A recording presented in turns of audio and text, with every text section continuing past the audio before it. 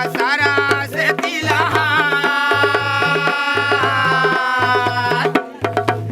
अरे पहले मनायो। बद सितारों के संग कहानी माला में आप सबका स्वागत। एक पोटली रेत की एवं वाईपीपी के इस चैनल में आपके सामने एक और कहानी हम पढ़ने जा रहे हैं। कहानी का नाम टीडा जोशी की कहानी।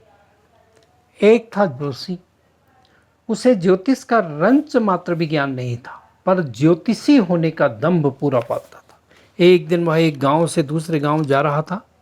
मार्ग में उसे दो सफ़ेद बैलों को एक खेत में चरते हुए देखा। यह बात उसने याद रखी। जोशी जी एक गांव में पहुंचे और वहां एक पटेल के घर उतरे। वहां एक किसान आया और बोला, जोशी जी महाराज, मेरे दो सफ़ेद बैल खो गए हैं, वे किस दिशा में गए होंगे? कृपया ज्योतिष देखकर फल बता दीजिए। जोशी जी ने होंठ फड़फड़ाते हुए एक पुराने सड़े गले पंचांग में देखकर कहा, तुम्हारे बैल पश्चिमी सीमा पर अमुक आदमी के खेत में हैं, वहां जाकर ले आओ। किसान उस खेत में पहुंचा और उसे उसके बैल मिल गए। वो बहुत खुश हुआ और उसने जोशी जी को भी प्रसन्न कर दिया। अगले दिन रात को टीडा जोशी की परीक्षा लेने के लिए पटेल ने पूछा, महाराज, अगर तुम्हारी ज्योतिष सच्ची है तो बताओ, देखें आज घर में कितनी रोटियां बनाई गई हैं। टीडा जोशी को कोई काम धाम तो था नहीं, इसलिए तवे पर रोटियां डालते समय की आवाज़ें गिनकर 13 रोटियां गिनी। इसलिए ज्योतिष की गणना करने का दिखावा करते हुए उसने कहा, पटेल जी, आज तुम्हारे घर में 13 रोटियां बनी हैं। पटेल को बहुत आश्चर्य हुआ। इन दोनों घटनाओं से जोशी महाराज की कीर्ति पूरे गांव में फैल गई और सभी लोग अपना अपना भाग्य दिखाने जोशी जी के पास आने लगे। तभी राजा जी की रानी का हार चोरी चला गया। राजा ने टीडा जोशी की प्रशंसा सुन रखी थी, इसलिए उसे बुलावा आया। राजा ने जोशी से कहा, देखो टीडा महाराज, रानी जी का हार कहाँ गया, कौन ले गया, इसके बारे में पक्की भविष्यवाणी करो।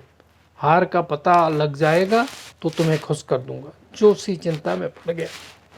राजा बोला, आज की रात तुम वहीं रहो और रात भर विचार कर सुबह मुझे बता दो, पर ध्यान रखना, अगर तुम्हारी कही हुई बात गलत निकली तो घानी में डालकर तेल निकलवा दूंगा। टीडा जोशी खाना खाकर बिस्तर में जा लेटा, पर नींद कहाँ आने वाली थी। उसके मन में डर था कि सुबह होते ही राजा उसे घानी में न डाल देगा। टीडा को नींद नहीं आ रही थी, इसलिए वह नींद को पुकारने लगा, आरी निदिया, आरी निदिया। रानी के पास निदिया नामक एक दासी थी, उसी ने चोरी की थी। आरी निदिया, आरी निदिया की आवाज़ उसके कान में पड़ी तो उसने सोचा कि जोशी बा ज्योतिष के बल पर उसका नाम जान गए हैं, अतः वो घबरा उठी। निदिया ने पकड़े जाने से बचने का एक ही तरीका समझा कि हार टीडा जोशी को सौंप दिया जाए। वह जोशी के पास गई और बोली, महाराज लीजिए यह खोया हुआ हार, मेरा नाम नहीं आना चाहिए, हार का आप जो चाहें कीजिए। टीडा जोशी मन ही मन खुश हुआ कि चलो यह ठीक रहा। नींद को पुकारते पुकारते यह निदिया आकर हार सौंप गई। टीडा ने निदिया से कहा कि तू रानी के कमरे में जाकर उसके पलंग के नीचे यह हार रख ले। सवेरा होते ही राजा ने टीडा जोशी को बुलाया। टीडा ने दो एक झूठे सच्चे श्लोक बोलने का ढोंग किया और उंगलियों के पोरों पर गणना करते हुए होंठ बुदबुदाते हुए पंचांग खोल कर कहा, राजा जी, रानी जी का हार कहीं चोरी तो नहीं गया है, ढूंढवाया जाए। उनके महल में ही पलंग के नीचे होना चाहिए, मेरी गणना तो यही बता रही है। ढूंढवाने पर हार पलंग के नीचे ही मिला। राजा बहुत खुश हुआ। उसने टीडा जोशी को बहुत इनाम दिया। टीडा की परीक्षा लेने के लिए एक बार फिर से राजा ने एक युक्ति निकाली।